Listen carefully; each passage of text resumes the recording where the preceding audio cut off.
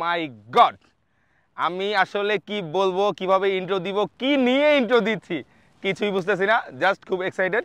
আপনারা যারা এই ভিডিও ক্লিক করছেন আপনারা অনেক এক্সাইটেড। স্পেক কি দেওয়া আছে এগুলো জানতে চান, পাশাপাশি এটা রাইডিং এক্সপিরিয়েন্সগুলো জানতে চান, পাশাপাশি আপনারা নিজেরা চালায় দেখতে চান যে এই পাওয়ারফুল রয়্যাল এনফিল্ড হান্টার 350 কেমন হয়েছে।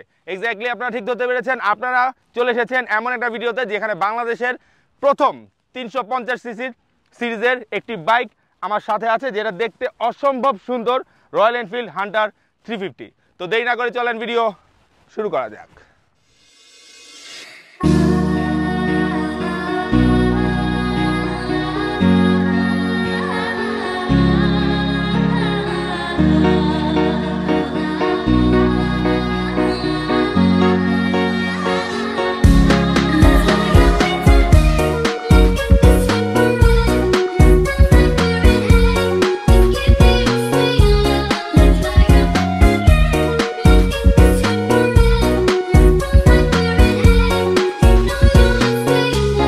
এই বাইকটাতে রয়েছে একটা single cylinder 4 stroke SOHC engine.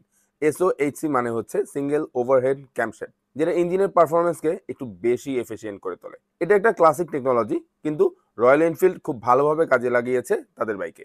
349.34 CC. So ইঞ্জিনের ক্যাপাসিটি বেশ হাই কনসিডারিং এর রেট্রো ক্লাসিক স্টাইল।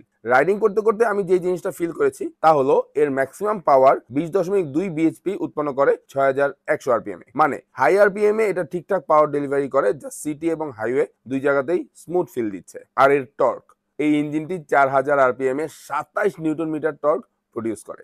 এই টর্ক অবশ্যই রাইডিং এক্সপিরিয়েন্সে একটা স্মুথনেস যোগ করে, স্পেশালি যখন আপনি লো আরপিএম এ চালাবেন।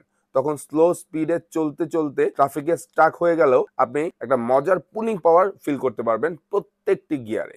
আর এই বিশাল সাইজের ইঞ্জিন অয়েল ক্যাপাসিটি হচ্ছে 2.2 litre, which is quite decent for this engine. High oil capacity usually helps maintain better heat management, এবং এতে ইঞ্জিনটা আরো স্মুথ ও কুল থাকবে এবং লং রাইডেও খুব ভালো সাপোর্ট দিবে। ওভারঅল রয়্যাল এনফিল্ড হান্টার 350 এর ইঞ্জিন সেটআপ আমাকে বেশ ইমপ্রেস করেছে। স্লো স্মুথ কমিউট হোক অথবা একটু রাফ লং রাইড হোক, এই বাইকটা তার ক্লাসিক ভাইবের সাথে মিলে যাচ্ছে। একটা মডার্ন এবং রিফাইন ইঞ্জিন পাওয়ার। এক ঝলকে এটা ডিজাইন নিয়ে বলা যাক, যদিও আমার মতো নগণ্য একটা বাইকার এটা ডিজাইন নিয়ে কথা বলবে সেটা আসলে খুবই অড দেখায়, কারণ আমার এক্সপিরিয়েন্স খুব বেশি নাই।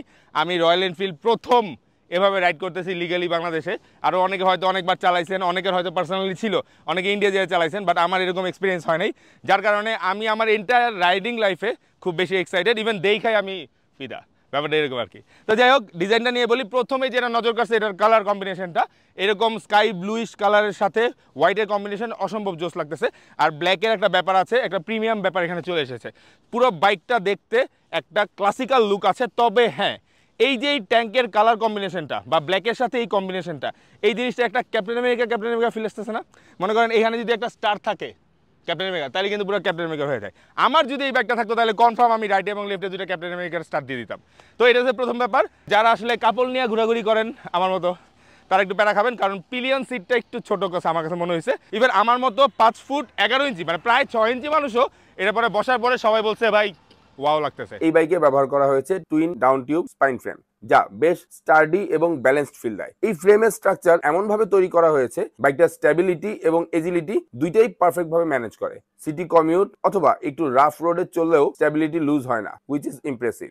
এবার আসি সামনের সাসপেনশনে। টেলিস্কোপিক 41 মিলিমিটার ফর্ক, এবং এই ফর্কের 130 মিলিমিটার ট্রাভেল আছে, যা এই বাইকটাকে রাফ রাইডেও স্মুথ রাখতে সাহায্য করে। রোডের সব বাম্পস একদম নাইসলি অবজার্ভ করে, যা খুব কমফোর্টেবল একটা ফিল দিবে আপনার রাইডের সময়। আর রিয়ার সাসপেনশনে ব্যবহার করা হয়েছে টুইন টিউব শক অবজার্ভার, যেটা 6 স্টেপ অ্যাডজাস্টেবল, এবং এই ফিচারটার কারণে আমরা সাসপেনশনের হার্ডনেস কিন্তু অ্যাডজাস্ট করতে পারবো, যেটা লং রাইডে অথবা পিলিয়ন সহ রাইডে খুবই হেল্পফুল হবে। এবার আসি হান্টার 350 ব্রেকিং সিস্টেমে। ফ্রন্ট ব্রেক হিসেবে এখানে রয়েছে 300 মিলিমিটার ডিস্ক ব্রেক, সাথে টুইন পিস্টন ফ্লোটিং ক্যালিপার, এবং রিয়ার ব্রেক হিসেবে রয়েছে 270 millimetre disc single piston floating caliper. এর কম্বিনেশন এবং ওজনের কারণে ব্রেকিং পারফরমেন্স অনেক ভালো, স্পেশালি যখন হাই স্পিড থেকে সাডেন ব্রেক করতে হয়। আরেকটা ইম্পর্টেন্ট ফিচার হলো এন্টি লক ব্রেকিং সিস্টেম, মানে ABS সিস্টেম।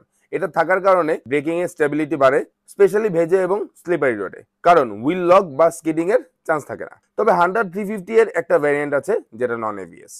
এই হান্টার 350 ফ্রন্টের টায়ার হিসেবে ব্যবহার করা হয়েছে 110/70/17 টিউবলেস টায়ার, যেটাতে অ্যালয় হুইল ব্যবহার করা হয়েছে এবং 29 PSI প্রেসার রাখলে বেস্ট পারফর্ম করবে। ফ্রন্ট টায়ারে রাইডার সোলো অথবা পিলিয়ন সহ চললেও সেম PSI রাখতে হবে। রাইড করার সময় আমি কিন্তু ফ্রন্ট টায়ারে একটা স্টেবল গ্রিপ ফিল করেছি, যেটা আমার কনফিডেন্স আরো অনেক বেশি বাড়িয়ে দিয়েছে। আর রিয়ার টায়ারে ব্যবহার করা হয়েছে 140/70/17 টিউবলেস টায়ার, এটাতেও অ্যালয় রিম ব্যবহার করা হয়েছে। সিঙ্গেল রাইডার হলে 32 PSI আর পিলিয়ন সহ হলে 36 PSI রাখলে বেস্ট পারফরমেন্স পাবেন। এই ওয়াইডার রিয়ার টায়ারে গ্রিপ খুবই ভালো, হেভি ব্রেকিং এর সময় স্টেবিলিটি প্রোভাইড করে।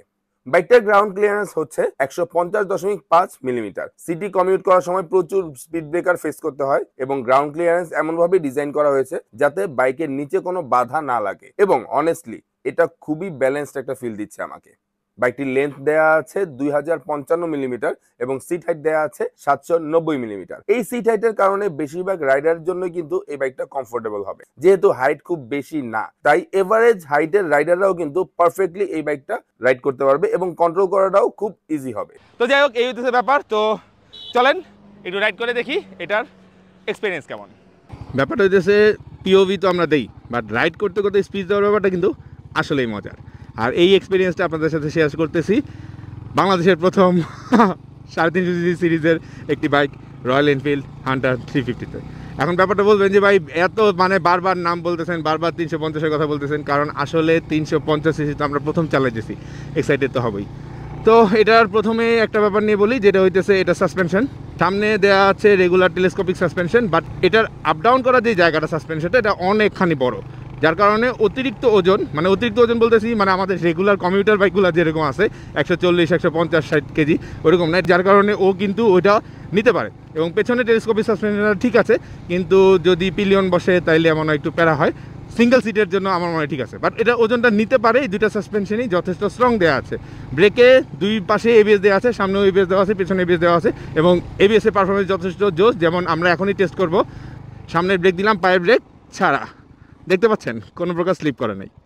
এই যে দেখেন আমি পায়ের ব্রেক দিলাম, এবিএস দেখছেন স্লিপ কিন্তু করে নাই। হার্ড ব্রেক দিছি তাও স্লিপ করে নাই, এই ব্যাপারটা অনেক বেশি জোস লাগছে। ওই পাশে সমুদ্র দেখেন কত সুন্দর লাগতেছে। আর আমার সাথে যে সাপোর্টে আছে তন্ময় এবং ফাহাদ, ওরা দুজনে হাসতেছে, কারণ আমি রাইড করতে করতে স্পিচ দিতেছি। এরকম পিওভি তো হয় না, রাইডিং স্পিচ আসলে কেউ দেয় নাই, আমাদের টিমের কেউ দেয় নাই মেবি, আমি জানি না, বাট আমার কাছে মজা লাগতেছে। ব্যাপারটা আপনাদের কাছে কেমন লাগতেছে অবশ্যই জানাবেন। আর আমার মতো লম্বা একটা মানুষ এই বিশাল বাইকটায় বসে আছে, তো আপনারা বুঝতে পারতেছেন বাইকটা দেখতে কেমন লাগতেছে। তবে আসলে সামনাসামনি যদি সিঙ্গেলি এই বাইকটা দেখেন, আপনার কাছে কিন্তু খুব বেশি বিশাল মনে হবে না।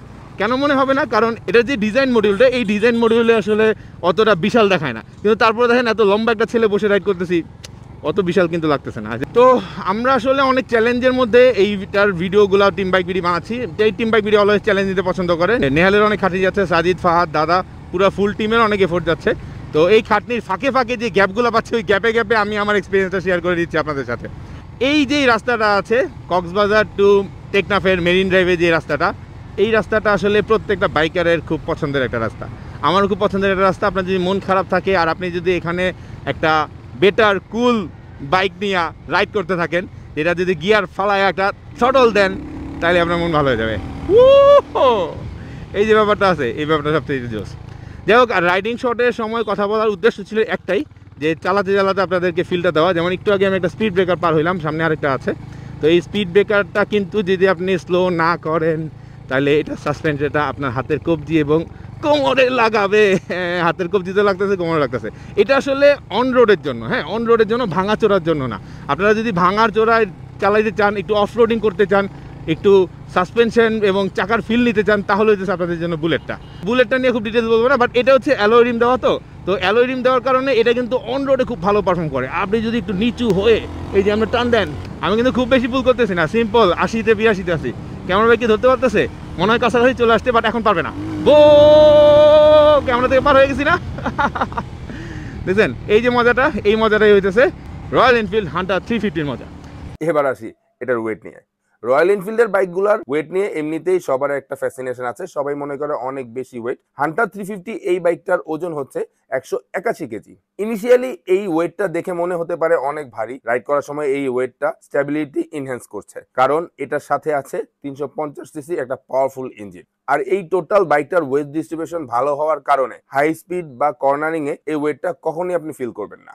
আরেকটা ইম্পর্টেন্ট ফিচার হচ্ছে এই বাইকের ফুয়েল ট্যাঙ্ক ক্যাপাসিটি 13 লিটার, মানে লং রাইডের জন্য একদম পারফেক্ট। যেহেতু ফুয়েল ইনজেকশন সিস্টেম, তার মানে আপনি কিন্তু এই 13 লিটারে অনেক লম্বা একটা জার্নি রাইড করতে পারবেন। ওভারঅল রয়্যাল এনফিল্ড হান্টার 350 এর ডাইমেনশন এবং ওয়েট বেশ ব্যালেন্সড, যা সিটি এবং হাইওয়ে রাইডে দুটাতেই স্মুথ একটা পারফরমেন্স দিবে। টায়ার গ্রিপ, গ্রাউন্ড ক্লিয়ারেন্স এবং ওয়েট ডিস্ট্রিবিউশন সব মিলিয়ে কমফোর্টেবল এবং স্টেবল রাইডের এক্সপিরিয়েন্স পাবেন আপনারা। বাংলাদেশে এই প্রথম 350 সিসির বাইক কিন্তু আমরা বাইকাররা পেয়েছি, আর যার কারণে ম্যাক্সিমাম বাইকারের কিন্তু এক্সপিরিয়েন্স নাই এই বাইকটা নিয়ে। কিন্তু 350 সিসি রয়্যাল এনফিল্ডের মতো একটা ব্র্যান্ড, সবকিছু মিলিয়ে আমাদের মধ্যে একটা ফ্যাসিনেশন কাজ করতেছে। তবে আমি বলবো আপনারা সিদ্ধান্ত নেওয়ার আগে, মানে বাইকটা কেনার সিদ্ধান্ত নেওয়ার আগে একটু স্টাডি করে দেখেন আপনি যেই পারপাসের জন্য বাইকটা নিতে চাচ্ছেন সেই পারপাসের সাথে ম্যাচ করে কিনা। অন্যের কথা শুনে এক্সাইটেড হয়ে বাইক কেনার দরকার নাই। এতক্ষণ আপনারা দেখলেন রয়্যাল এনফিল্ড হান্টার 350। এটার মাস্টার ফার্স্ট ইমপ্রেশন কিন্তু আই বাটনে দেওয়া আছে, যেটা আমাদের টিম বাইক বিডি নেহাল করেছে। আর আমি আমার এক্সপিরিয়েন্স থেকে আপনাদের কাছে ছোট্ট কিছু ইনফরমেশন শেয়ার করার চেষ্টা করেছি। আমি হাসান সেতু আজকের মতো বিদায় নিচ্ছি, আবারও চলে আসবো যে কোনো সময় যে কোনো জায়গায় ক্যামেরা অন করে। আল্লাহ হাফেজ। এবার চলে আসি রয়্যাল এনফিল্ড হান্টার 350 এর প্রাইস। বাংলাদেশের রয়্যাল এনফিল্ড হান্টার 350 টোটাল 3টা ভ্যারিয়েন্টে আসতেছে, যেটা 3,40,000 টাকা যেই প্রাইসটা আপনারা দেখতে পাচ্ছেন সেটা হচ্ছে dapper grey dual disc non ABS এর প্রাইস।